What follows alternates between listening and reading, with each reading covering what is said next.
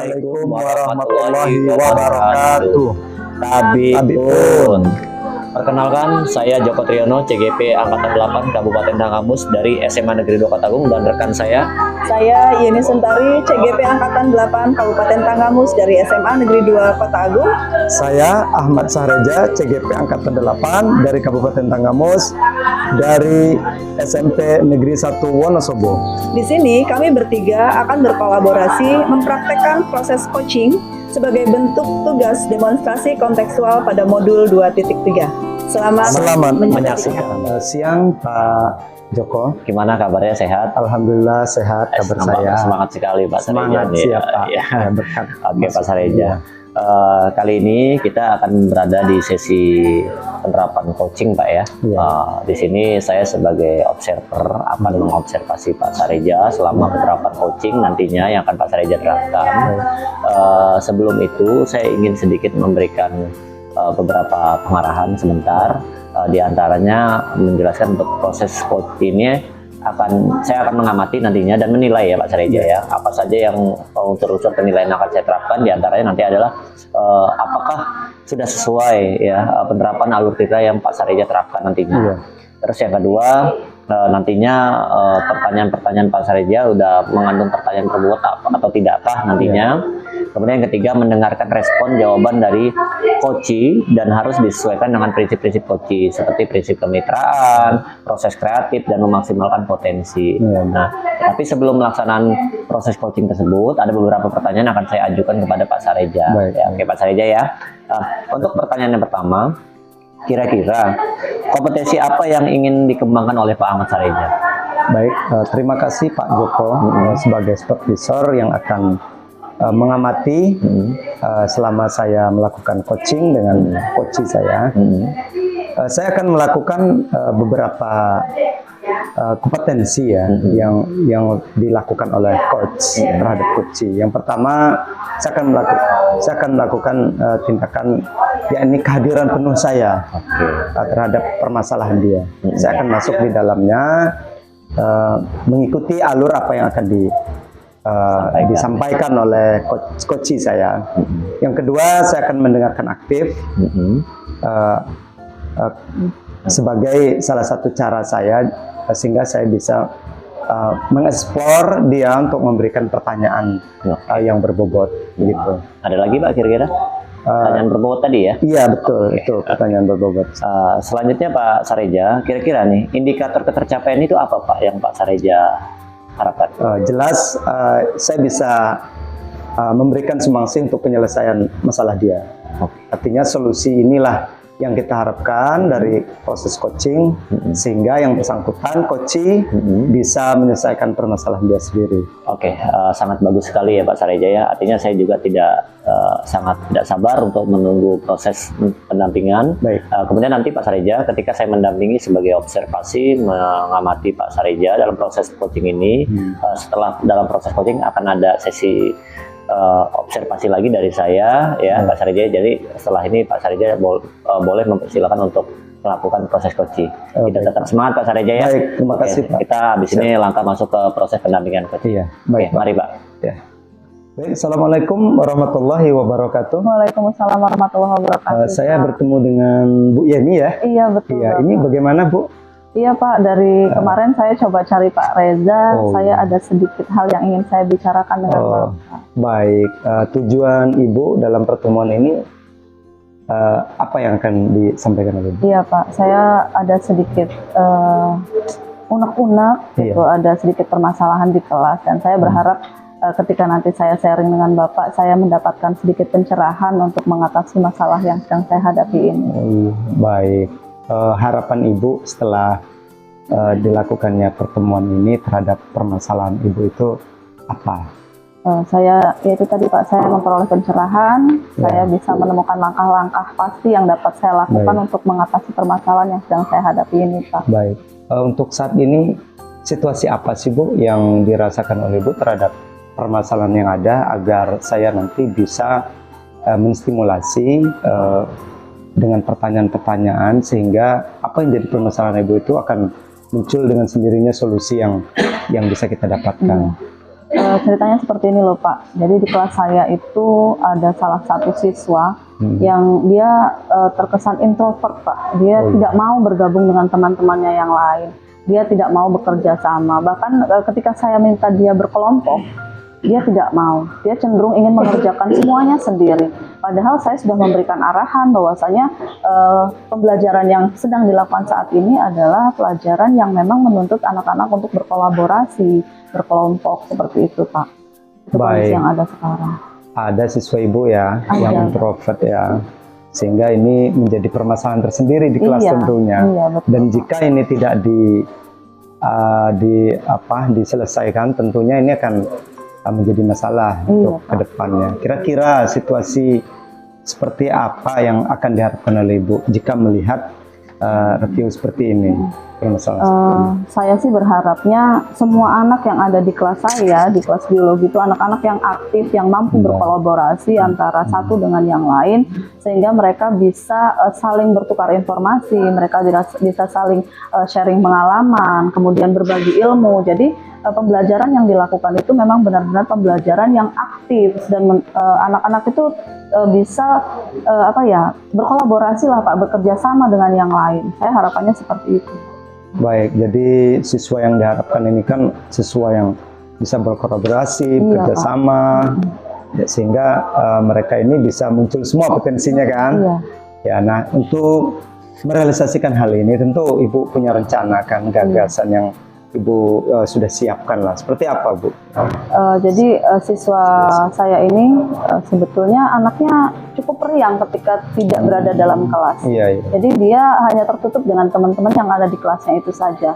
Setelah saya cari tahu informasi dari beberapa teman dekatnya atau teman yang memang satu circle dengan dia, memang dia terkesan pemilih dengan teman gitu. Jadi saya berencana ke depannya saya akan melakukan pendekatan persuasif dengan menggunakan segitiga restitusi Pak. Saya akan memanggil siswa tersebut, kemudian saya ajak berbicara dari hati ke hati, kemudian menanyakan sebetulnya apa yang menyebabkan dia bisa bersikap seperti itu. Kalau memang dia bisa terbuka dengan temannya yang berbeda kelas, otomatis dia juga harusnya bisa terbuka dengan temannya yang berada di satu kelas, yang notabene mereka adalah satu keluarga.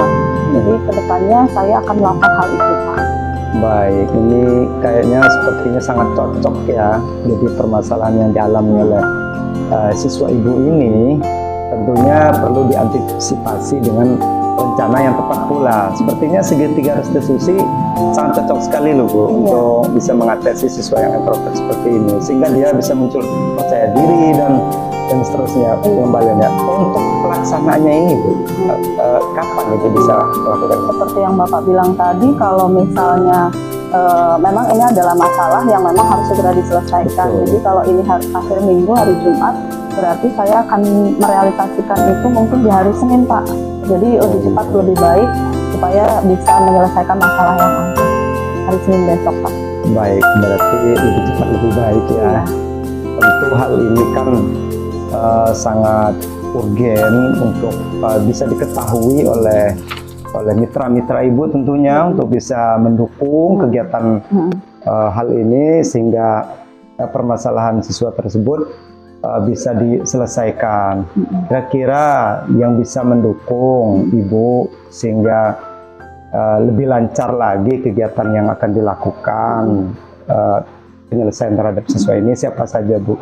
Yang pertama saya akan mencoba minta informasi dari wali kelas, karena kan saya bukan wali kelas dari siswa tersebut. Jadi saya minta informasi dari wali kelasnya terkait dengan kondisi siswa itu seperti apa. Kemudian saya juga akan mencari informasi dari guru mapel yang lain yang memang mengajar di kelas tersebut. Kemudian saya juga bisa bertanya dengan teman-teman dari siswa tersebut yang berada di satu kelas ataupun yang berbeda kelas, sehingga informasi tentang siswa tersebut, tentang alasan dia bersikap seperti itu dapat saya kumpulkan dengan banyak, dan kita bisa melakukan perbincangan berbasis data dari pertemuan itu. Baik, ini sangat menarik sekali ya Ibu ya. Jadi sesuai pengamatan, kemudian solusi yang akan diberikan, dan tentunya ini berbasis data toh. Iya. Nah dalam hal ini ya, dalam hal tindak lanjut ini tentu akan sangat menarik dan tentunya akan saya akan saya kembali amati ya Ibu ya terhadap apa yang sudah Ibu lakukan nanti. Tentunya sudah terlaksana sampai sebatas mana. Tentu ini saya tunggu ya Bu ya. Iya Bapak. Ya. Baik, untuk kesimpulan dari Ibu setelah saya melakukan coaching ini, tentunya apa saja yang sudah Ibu rasakan gitu, sehingga Ibu bisa mengeluarkan segala daya potensinya untuk menyelesaikan persoalan ini, Bu. Terima kasih Pak Reza. Tadi sebelum saya ketemu dengan Pak Reza, sebetulnya saya sedikit sedikit tertutup gitu. Apa yang harus saya lakukan terhadap siswa saya ini? Tapi setelah saya ngobrol dengan Bapak, ternyata ada kriteria, ada trik-trik tertentu yang memang bisa kita lakukan untuk membantu siswa untuk tidak lagi bersikap introvert tentunya kita bisa menerapkan segitiga restitusi atau metode pendekatan persuasif yang lain sehingga kita bisa membantu siswa untuk mengembangkan dirinya, kemudian mampu membuka cakrawala berpikir siswa bahwasanya mereka butuh orang lain untuk saling bekerja sama, saling bahu-membahu dan bergotong royong sesuai dengan profil pelajar Pancasila bahwasanya setiap siswa itu dituntut untuk bisa bergotong royong dan juga bekerja sama dengan yang lain. Ini terima kasih banyak Pak Reza sudah membantu mencerahkan saya. Betul, baik. Terima kasih Ibu juga sudah bisa munculkan potensinya. Ini tentu sangat baik sekali untuk pendidikan ke depan, wabil khusus terhadap anak didik Ibu. Nah, saya harapkan Ibu sebagai guru tentunya dengan kemampuan-kemampuan yang sudah dimiliki tersebut bisa melakukan tindakan yang cepat sehingga anak-anak kita ini bisa memunculkan semua potensi yang dia miliki. Terima kasih. Terima kasih banyak Bapak. Nanti kita akan bertemu lagi setelah Ibu melakukan kegiatan ini. Terima kasih banyak Pak Reza atas kesempatan dan waktunya. Assalamualaikum. Waalaikumsalam warahmatullahi wabarakatuh. Oke Pak Sareja, baru saja kita tadi sudah melakukan proses coaching ya. Di tahap coaching ini saya sangat mengamati tadi beberapa tahapan coaching yang sudah Pak Ahmad Sareja terapkan. Ya, artinya ini kita sekarang memasuki dari pasca observasi ya. Nah, jadi saya selaku observasi akan memberikan beberapa masih pertanyaan. Ya, tadi juga saya juga sangat memperhatikan sekali dari proses coaching yang Pak Sareja lakukan. Nah, kira-kira bagaimana hasil proses coaching yang Pak Sareja lakukan tadi? Apakah ada kendala atau tidak, Pak? Ya, baik. Terima kasih Pak Joko atas pengamatannya. Saya sudah lakukan beberapa hal terkait dengan coaching saya terhadap coaching. Saya melakukan prosedur dalam coaching ini melalui alur tirta. Jadi saya sudah menanyakan tujuan, kemudian identifikasi terhadap permasalahan yang sedang ia alami, kemudian itu keluar semua apa yang disampaikannya, lalu di situ saya menstimulus dia bisa memberikan satu rencana gitu ya, rencana aksi, sehingga terakhir saya lakukan suatu pertanyaan komitmen dia untuk bisa bagaimana hal ini bisa dipertanggungjawabkan. Tentunya saya juga sudah melakukan coaching ini dengan kemitraan aktif sama yang bersangkutan, mitra aktif, kemudian memaksimalkan potensi yang dia miliki. Pokoknya luar biasa. Oke, luar biasa sekali ya Pak Sareja. Dan juga saya juga mengikuti proses coaching yang Pak Sareja lakukan. Sangat luar biasa. Pak Sareja sudah tadi saya melihat sudah mencoba menerapkan kehadiran penuh Pak ya. Betul. Dalam proses ini, kemudian komunikasi yang aktif Pak ya, dan memberikan beberapa pertanyaan yang berbobot dan sesuai dengan kompetensi juga tadi itu. Saya lihat Pak Sareja sudah menerapkan proses tujuan, kemudian harapan yang diharapkan dari si coaching ini sendiri ya. Selanjutnya situasi permasalahan sampai gagasan dan sampai dengan menarik kesimpulan ya. Artinya proses-proses itu sudah sesuai dengan alur tirta ya Pak Sarejanya. Nah kemudian Pak Sareja, kira-kira kompetisi apa lagi yang Pak Sareja ingin kembangkan kira-kira? Iya, saya ingin agar kegiatan coaching ini lebih berjalan lebih baik lagi. Oke. Ya, itu kompetensi yang paling utama, karena yang paling pokok adalah bagaimana coaching ini bisa memberikan solusi ya dari permasalahan coaching alami. Nah, oke ya, sangat luar biasa sekali Pak Sareja ya. Artinya ini sebagai mekanisme kita sebagai mitra ya di sekolah untuk belajar bersama menerapkan alur coaching ini, dan saya sebagai supervisor sangat bersyukur sekali dalam momentum hari ini ya, kita bisa belajar secara bersama Pak ya dalam proses coaching. Oke, ke depan Pak Sareja, harapannya saya juga akan melihat Pak Sareja nantinya akan berkontribusi secara penuh ya dalam kegiatan di sekolah, dalam proses coaching dan lain sebagainya. Nah kira-kira ke depan Pak Sareja bisa berkontribusi aktif Pak ya. Baik. Terima kasih ini Pak Sareja atas proses penerapan coachingnya. Semoga dapat bermanfaat dan menjadi pembelajaran buat kita semua. Ya. Oke, terima kasih Pak Sareja. Terima kasih juga. Selalu semangat Pak Sareja ya. Baik. Oke, assalamualaikum. Waalaikumsalam warahmatullahi wabarakatuh. Demikianlah presentasi dari kelompok kami. Semoga video ini menjadi inspirasi untuk kita semua. Akhir kala dari kami, wassalamualaikum warahmatullahi wabarakatuh. Guru penggerak, bergerak, menggerakkan.